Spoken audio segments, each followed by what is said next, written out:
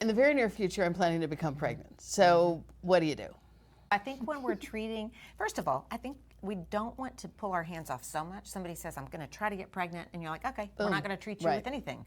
Good luck, you're going to have acne. We don't have to do that, and we have data to support that. So the first thing we're going to do is we're going to try to treat things that would be safe during the first trimester. Well, there's some things that are safe in the first trimester that people don't think about. One of those is the tetracycline antibiotics. Now, when that comes out of my mouth, I always want to be sure people do not hear me say, you should be using tetracyclines during the first trimester. That's not what I'm saying. But we don't have to stop them a month in advance, weeks in advance. But those are not unsafe in the first trimester, and we have data to back that up.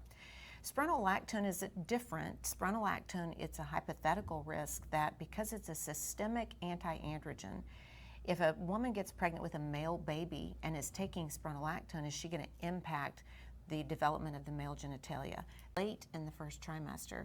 And even the elimination half-life after long-term use with spironolactone is about a day.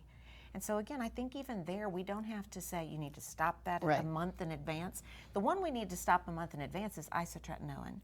But tetracyclines and spironolactone, I think, can be treated differently. They are not unsafe in those first few weeks of pregnancy. We're not going to use them intentionally, but they are not unsafe there. And I would do the same thing with the topical retinoid. And topical retinoids, you're not worried about. When do you stop them? I stop them when somebody finds that they're pregnant. Same story.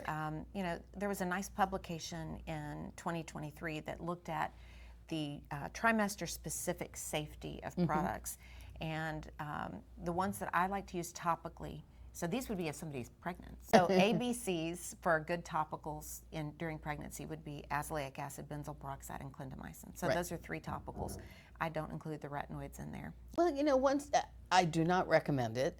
I don't set out to have a pregnant patient on a retinoid, but if I find out someone comes in and they're 6 months and oh my gosh, they've been using their tretinoin for the last 6 months, I'm not concerned at all, because just like with spironolactone, there is 0 data that it actually has ever happened.